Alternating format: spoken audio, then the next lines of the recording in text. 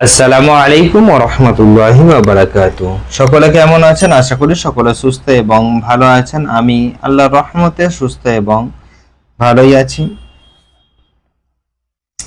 এখন আমরা যেটি পড়ব নুন সাকিনের ইকফা, তারই উদাহরণ কিছু আপনাদের সামনে উপস্থিত নিয়ে আসব এবং যতটা পারবো ইনশাআল্লাহ তাআলা, আল্লাহ যতটা তৌফিক দিবেন ততটা বোঝানোর চেষ্টা করব।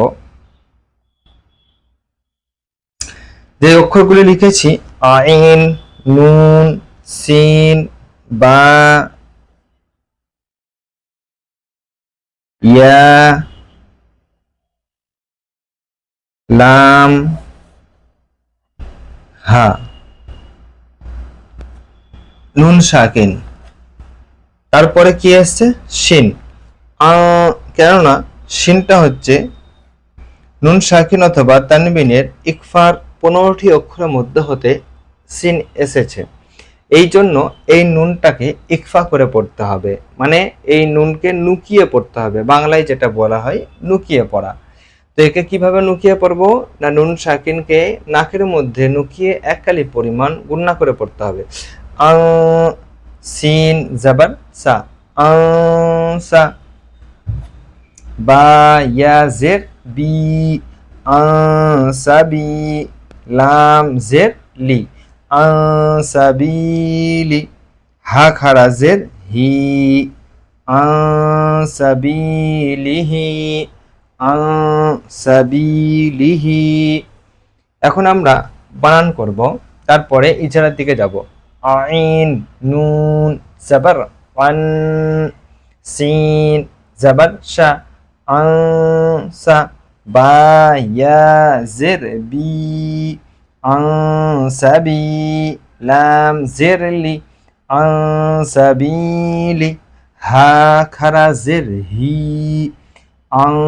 সাবিলিহি, সাবিলিহি। এখন আমরা ইজারার দিকে লক্ষ্য রাখবো।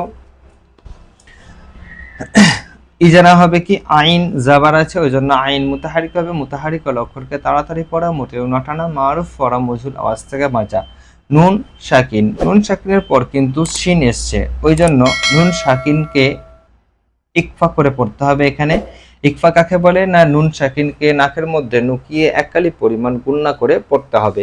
নুন সাকিন অথবা তানবিনের পর হরফের ইকফার 15টি অক্ষরের মধ্যে হতে যদি কোনো একটি অক্ষর আসে, তাহলে নুন সাকিনকে গুণনা ইকফা করে এককালি পরিমাণ গুণনা করে পড়তে হবে। একেই নুন সাকিনের ইকফা বলে। এখানে যেমন শিন এসছে, শিন মুতাহারিক হবে।